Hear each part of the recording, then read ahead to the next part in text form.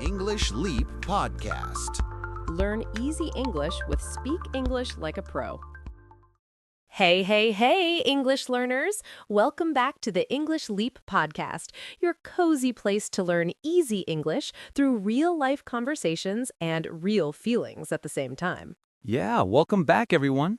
How are you doing today, Jason? I'm feeling great. How about you? I'm better than ever. I want to open today's conversation with a crime, A crime. a grammatical crime, committed daily by millions of English learners around the world, including, at some point, by me, By all of us, honestly. by all of us. And the worst part about this crime is that the person committing it usually has no idea it is happening. They are speaking confidently, they are expressing themselves clearly, and somewhere in the sentence, a quiet little grammatical mistake slips through and lands in the ear of the listener. And the listener does not always say anything. No, the listener nods and smiles and understands completely what you meant, but somewhere in the back of their mind, a small flag went up. Something was slightly off. And the problem is not that the mistake makes you incomprehensible. Most grammar mistakes do not stop communication. The problem is what they do to your credibility, your confidence, the impression you make on the person listening. Because language is not just communication. Language is presentation. Every time you open your mouth in English, you are presenting yourself, your intelligence, your education, your attention to detail.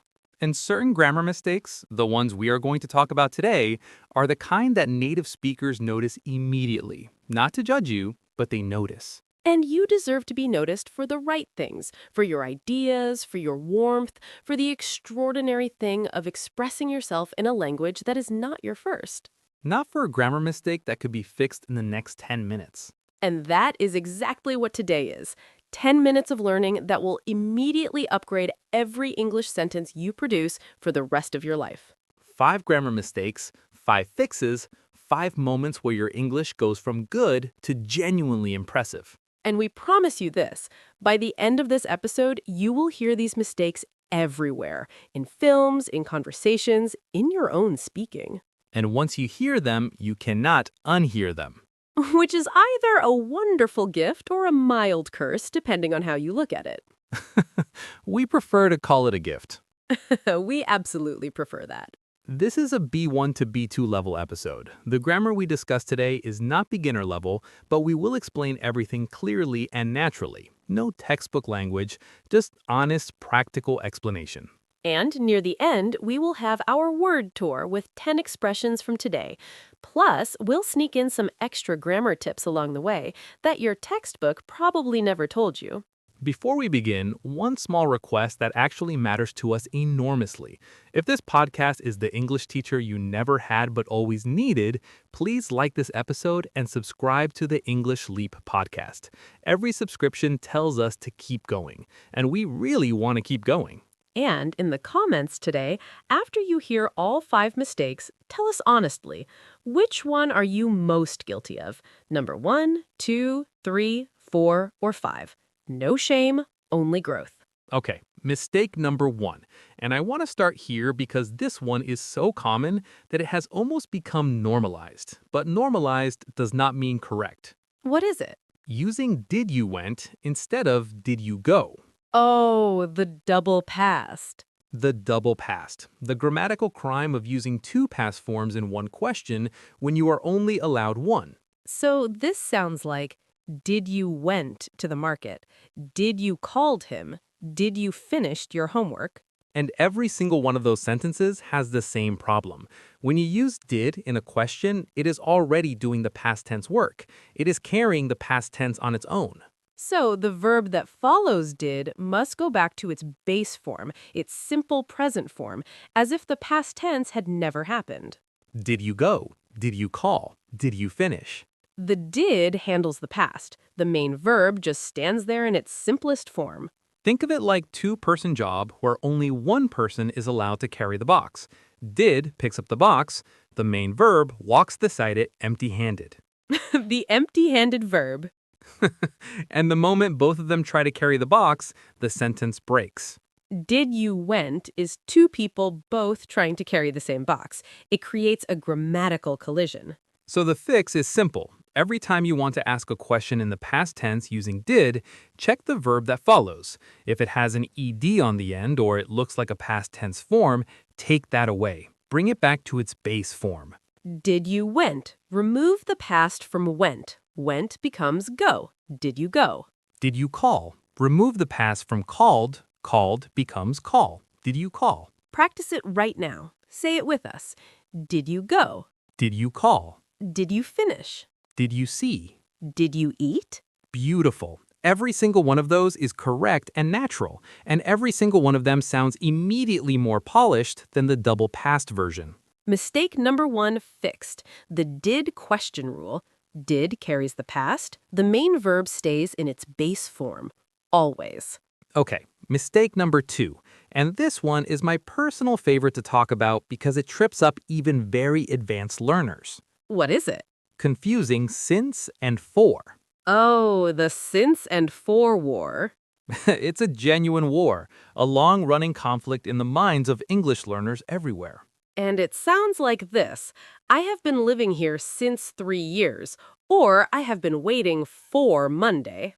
And both of those sentences have since and for in completely the wrong place. So let us fix this once and for all. And I mean once and for all in the most permanent sense. For is used with a period of time, a duration, an amount of time that has passed. For 3 years, for 2 hours, for 6 months, for a long time, for a few minutes. For tells you how long something lasted. It measures a stretch of time. Since is used with a specific point in time, a moment, a date, an event, a starting point. Since Monday, since last year, since I was a child, since the meeting started, since January. So the question to ask yourself is simple. Am I talking about how long, or am I talking about when it started? How long? Use for. When it started, use since. I have been living here for 3 years. 3 years is how long. Duration. For. I have been living here since Monday. Monday is when it started, a specific point, since. I have been waiting for 2 hours. 2 hours is how long. For. I have been waiting since noon. Noon is when it started, since. Let's practice together. Repeat after us. I have been studying English for 5 years. I have been studying English since I was 15. She has worked here for a long time. She has worked here since the company opened. You feel the difference? Once you feel it, you'll never mix them up again because they're doing 2 completely different jobs. One measures duration, one marks a starting point. Mistake number 2 fixed. For measures how long, since marks when it started. Okay, mistake number 3. And this one is going to make some people feel seen in a slightly uncomfortable way. Slightly uncomfortable. The best kind of learning. The best kind.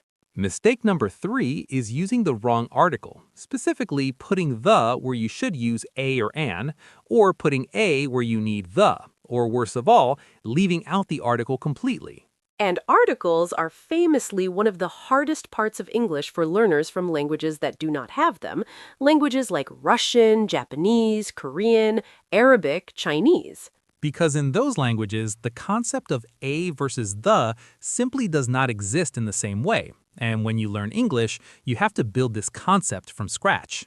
So let's explain it as simply and as clearly as possible, because the rule is actually not as complicated as it feels. A and an are used for something general, something not specific, something you are introducing for the first time, something the listener has not heard about yet. I saw a cat on my way here. The listener doesn't know which cat, it's just any cat, a general cat from the wide world of all possible cats. The is used for something specific, something that both the speaker and the listener already know about, something that has already been introduced or that only one of exists. The cat was sitting on my car. Now we know which cat, the specific cat that was just mentioned, the one we are both thinking about. So the journey usually goes like this. A cat first, the cat after. You introduce something with a. Once both people know which specific thing you are talking about, you switch to the. I have a dog. I got the dog last year. First time, a dog. Now we both know which dog. The dog. And for things that are unique, there is only one. You always use the. The sun, the moon, the sky, the internet, the world. There's only one of each, so it is always the. And for general plural statements, no article at all. Dogs are loyal animals. Not the dogs are loyal animals, not a dogs, just dogs. General plural, no article needed. Let us practice. Repeat after us. I need a pen. Do you have one? The pen on your desk is mine. She has a cat and a dog. The cat is older than the dog. I love the moon at night. Books are my favorite way to learn. Did you catch the last one? No article before books, because it is a general statement about all books, not specific books, not one book. All books in general. And once you start noticing articles in the English around you, in this podcast and films and songs, you will find the pattern everywhere, and it will start to feel natural rather than logical. Which is exactly where you want it to live, in your instincts, not in your analytical brain. Mistake number 3 fixed. And an for general and new things. The for specific known things. No article for general plurals. Okay, mistake number 4, and this one is sneaky. It's sneaky because it sounds almost right. It sits right on the edge of correct English and trips people up because of how similar it sounds to the right version. I love sneaky grammar mistakes. They are the most interesting ones. The sneakiest grammar mistake is this, using make instead of do and do instead of make. Oh, make and do, the twins that look identical but behave completely differently. The identical twins with completely different personalities. And mixing them up sounds like this. I need to do a decision. Can you make me a favor? She always makes her best. I made my homework last night. And every single one of those sentences used the wrong verb. So let us untangle make and do once and for all. And we're going to give you the simple version because the full rule has about 47 exceptions and nobody has time for that. Nobody has time for 47 exceptions on a Tuesday. The simple version. Do is generally used for activities, tasks, and activities, especially ones that are obligations, duties, or general work. Do your homework. Do the dishes. Do the laundry. Do your job. Do your best. Do someone a favor. Notice those are all activities, things you perform, duties you carry out. Make is generally used for creating something, producing something, something that results in a new thing existing. Make a decision, make a mistake, make a plan, make a phone call, make a noise, make money, make a suggestion. Notice those all involve creating or producing something. A decision is created, a plan is produced, a phone call is made, meaning brought into existence from nothing. And the tricky ones. Do your best, not make your best, because best is your maximum effort, your performance, your activity. But make a mistake, not do a mistake, because a mistake is a thing, almost an object, that you produce unintentionally. And make a decision, not do a decision, because a decision is created in your mind. It is the result of a mental process. The fastest way to remember, if you are producing or creating something, make. If you are performing an activity or task, do. Let us practice. Repeat after us. Please do me a favor. She made an important decision. I always do my best. He made a terrible mistake. Can you do the dishes tonight? She made a really interesting suggestion. Feel the difference between those two? Do for the activity and task, make for creating and producing. Mistake number 4, fixed. Do for activities and tasks, make for creating and producing. Okay, mistake number 5, the last one. And I saved this one for last because it's not just a grammar mistake. It's a mistake that changes the entire meaning of your sentence, and sometimes you say the complete opposite of what you intended. Curious, what is it? Confusing used to with used to, or even worse, using I am used to do something instead of I am used to doing something. Oh, the used to problem. This one has layers. It has layers, so let's peel them back one at a time, starting from the beginning. Used to, with a D at the end, is a phrase for talking about past habits, things that happened regularly in the past but don't happen anymore. They stopped. They're finished. Only the memory remains. I used to wake up early when I was a student. I do not wake up early now, but I did regularly in the past. She used to live in Paris. She doesn't live there anymore.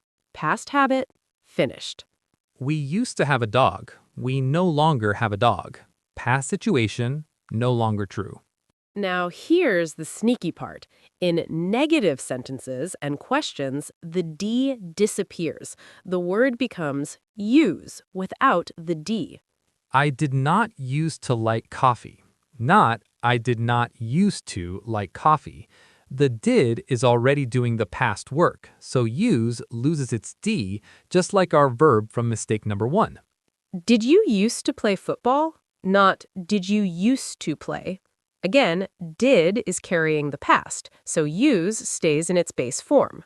And now, the most confusing version. I am used to. This is completely different from used to. Different meaning, different grammar, different situation.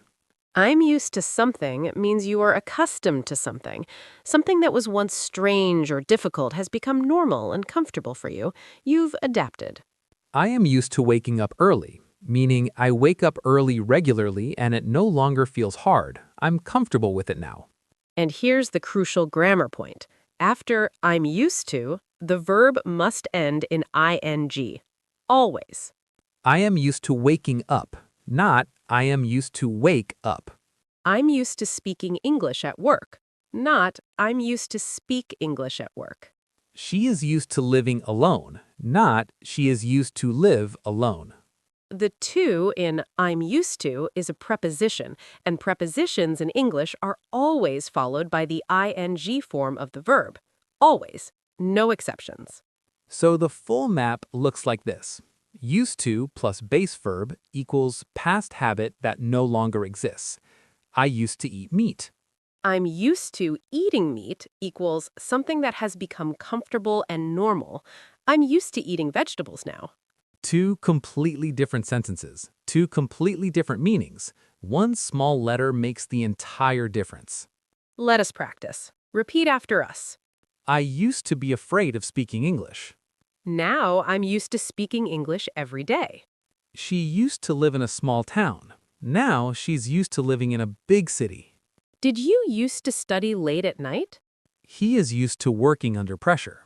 Feel the difference between those two? Used to for the past habit that ended. I am used to for the comfortable present situation. Once you see the difference, you'll never confuse them again. They're doing completely different jobs in completely different time frames. Mistake number 5 fixed. Used to for finished past habits. I am used to plus ing for things that have become normal now. Okay, before the word tour, let's do our quick recap because these 5 fixes deserve to sit clearly in your memory. Mistake 1. Did you went. The fix, did carries the past. The main verb stays in its base form. Did you go? Mistake 2, since and for confusion. The fix, for measures how long, since marks when it started. Mistake 3. Wrong articles. The fix, and an for general new things, the for specific known things, no article for general plurals. Mistake 4, make and do confusion. The fix, do for activities and tasks, make for creating and producing. Mistake 5. Used to and I am used to. The fix, used to for finished past habits, I am used to plus ing for things that have become normal now. 5 mistakes, 5 fixes, and every single one of them is completely within your power to correct starting right now. Not after another grammar course, not when your English is higher, right now, in your very next sentence. Because knowing the rule is the beginning, and you now know all 5. Which means the crimes can stop immediately. The grammatical crimes are officially over. Okay, word tour time. 10 expressions from today. Let's make them yours forever. Just listen or repeat after us, out loud with confidence, because confident grammar is the best grammar. First expression, normalize. To normalize something means to make it seem usual, acceptable, or standard, even when it is not technically correct. Something becomes normalized when it happens so often that people stop noticing it's wrong. For example, certain grammar mistakes have become so normalized among learners that they start to sound almost correct. But normalized does not mean right. It just means common.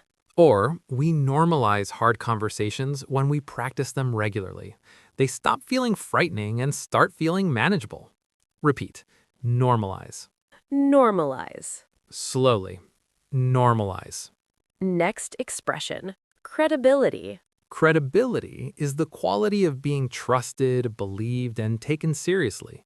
When you have credibility, people trust that what you say is reliable and that you know what you are talking about. For example, certain grammar mistakes can quietly affect your credibility in professional settings, not because they make you incomprehensible, but because they signal that something has not been fully mastered yet. Or, building credibility in a new language takes time, but small, consistent improvements make a significant difference to how others perceive you. Repeat. Credibility. Credibility. Take your time. Credibility. Next expression, duration. Duration is the length of time that something lasts, how long something goes on, from beginning to end. Duration is measured in minutes, hours, days, years. For example, the word for in English is used with duration. It tells you how long something lasted rather than when it began. Or, the duration of the project was 6 months, from the first day of planning to the final day of delivery. Repeat. Duration. Duration.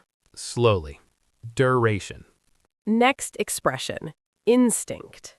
An instinct is a natural, automatic response that happens without conscious thought. When something becomes instinctive, you don't need to think about it. It simply happens correctly on its own. For example, the goal with grammar rules is to move them from your analytical mind into your instincts. When correct grammar becomes instinctive, you stop checking rules and start just speaking naturally. Or, experienced drivers operate mostly on instinct. They don't need to consciously think about every small action because the skill has become deeply automatic through years of practice. Repeat. Instinct. Instinct. Take your time. Instinct. Next expression, obligation. An obligation is something you are required or expected to do. A duty, a responsibility, something that is not optional but necessary. For example, the verb do in English is often used for obligations and duties. Do your homework. Do your job. These are things you are expected to do, not things you create. Or, she felt a strong obligation to her team. When she made a mistake, she immediately worked to fix it, because letting others down was not something she was willing to accept. Repeat. Obligation. Obligation. Slowly. Obligation. Next expression, preposition. A preposition is a small word that shows the relationship between a noun and other parts of the sentence. Common prepositions are in, on, at, to, for, with, about, between, after, before.